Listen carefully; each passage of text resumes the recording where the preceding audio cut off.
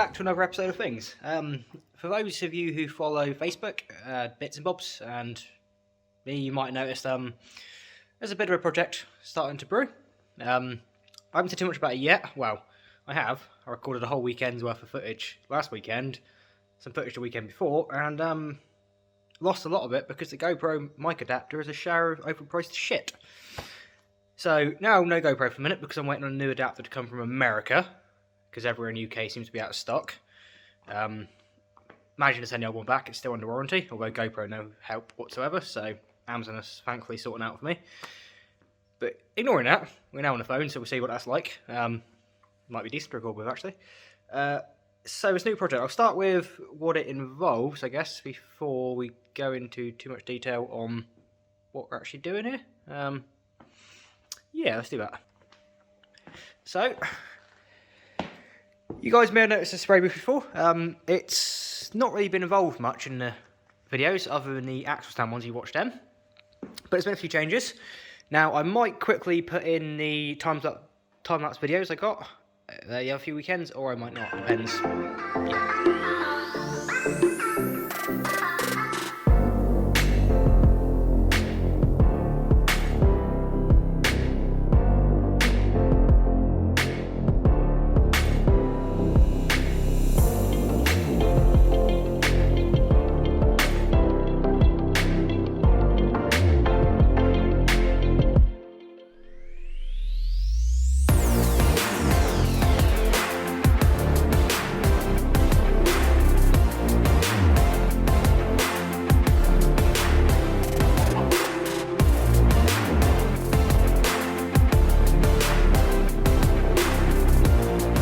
If you just see the time lapse, I've done it. If not, sorry. But yeah. But what we've got here now then is we've got the doors have changed a bit. They used to be half done up with DPC, and then half of it was cotton bed sheets, the filters. It worked, and to be fair, it resprayed the Golf absolutely fine. But just, yeah, I was going to replace, and I was like, actually, this is just stupid. I got too many jobs to do. So let's just do it properly. So I spent a fortune, well not a fortune, but spent a fair bit more on actual proper paint booth intake filter. Chicken meshed it, upgraded the doors to cope with it. So now it's got proper filtration, and having now double the surface area as well with both sides of the doors being done, the airflow is so much better. It was good before, but it used to sort of suck the door shut, whereas now it doesn't so much because it's a gradual airflow throughout all that area. So that's good. Now as for the booth, if you did see the time lapse, if I did put it on there, it's got white floors again, which is a miracle. It had been neglected for quite a few years, and maybe some people didn't quite do their part in tidying it up as well and keeping it tidy. Plus, where it had very poor lighting before, all the lights have now been fixed. Wait 1 minute. All the lights have now been fixed. There we go. Plus all the knackered LED ones replaced for some more used fluorescents I got. So in here now, when it warms up, it is bright as anything, which is good. It's what you want. So spray booth has been done up. So what does this mean then? Well, actually let's show you some upgrades first. And as of the other day, this beast arrived. Not what I wanted. Let's see, Clark XE18-200, but I wanted the XE19, which had a triple cylinder head on it, as opposed to like a 2-cylinder thingy, which is just meant to be more reliable and just better. So I paid the extra for the better compressor. I found one company that said it was in stock, apparently. Turns out it wasn't in stock. They didn't keep their website updated on price of stock or anything. Screwed me over, and so far I've been charged the same price for the lesser compressor. So, a bit of a dispute there at the minute for that, but I've got a compressor.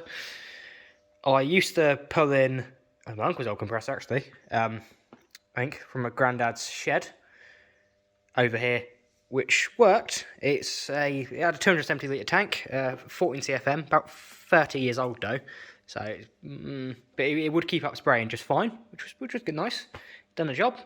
But the hassle of pulling it over again, disconnecting the other air line, and then it being a bit not great. And for this other reason, well, I can't remember where it is now, to be fair. There we go. But this beast here, and the other half, I've now got an air-fed mask set up. So I've gone full out air-fed mask, which meant the old 14 CFM compressor couldn't keep up. It wouldn't do it. Not when my T110 air cap on my gun requires like 9.6 CFM. Yeah, the mask requires 5 CFM, but other people say it requires more than that. So I had to get like an 18 CFM compressor. So we've got a new compressor, which I'm about to put together in a minute. It's going to come out into, we've got 3/4 inch reducer down to a 1/2 inch T. Annoyingly, I didn't know it was a 3/4 inch outlet. I couldn't find anything online. All I could find out was it would be a 1/2 inch. So I ordered up 1/2 inch when I could have just ordered a 3/4 inch T and then step down from there, which would have been better, but too late now. And then down to 1/4 inch BSP reducers there, because getting like 3/8, I think it is, adapters and lines that always works, that'd be very expensive and shouldn't be needed here really. So I've got that, which will also benefit the sandblasting setup in the future. But so coming off it, I'm going to put a female PCL UK style adapter on there, which will be, if I ever need it for anything else, which will be just a little handy bit there. And then we're going to run the spray booth off here using the old 10mm line. So that'll come out of there. Maybe, I'm not decided yet, I need to check if it works, through the air dryer to the regulator, and then we've got another brand new 10mm line, which a bit actually disappointed in, because I thought it'd be a bit flexible, but it really isn't. I know at least the booth's going to be warm, so it's going to help it a lot, but that's going to be a bit awkward trying to drag that around a car. Especially as I've gone for this whole 18 CF, and instead of using my granddad's compressor and then putting another little one in for the air-fed mask, I've gone for this setup so I can have the whole lot off of one belt. So I got the DeVilbiss belt with then a whip hose out to the gun, and you're only running in one line through the booth then. So that's why the reason I've gone for all like 10mm lines and everything. But yeah, so we've got to get that set up in a minute, get the line taken off the old airline into the workshop. What else we got here then? Oh yeah, the actual project itself.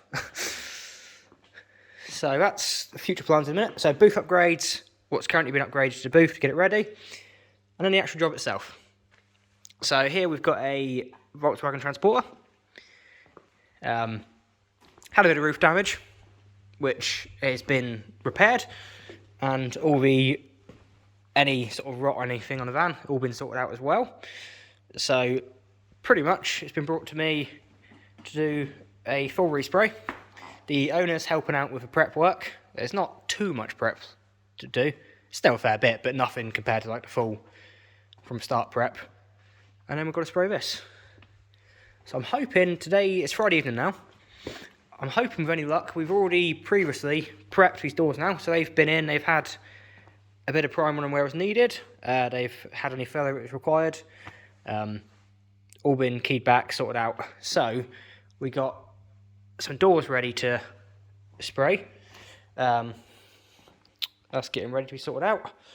We've had a bit of filler work on this rear door because it was dented in around here, and you can't access from the underside, and didn't have any like weld-on tools to pull up dent. So owner was almost tempted to leave it, but in the end we decided just to put a bit of filler, do a nice job of that, and get that covered up.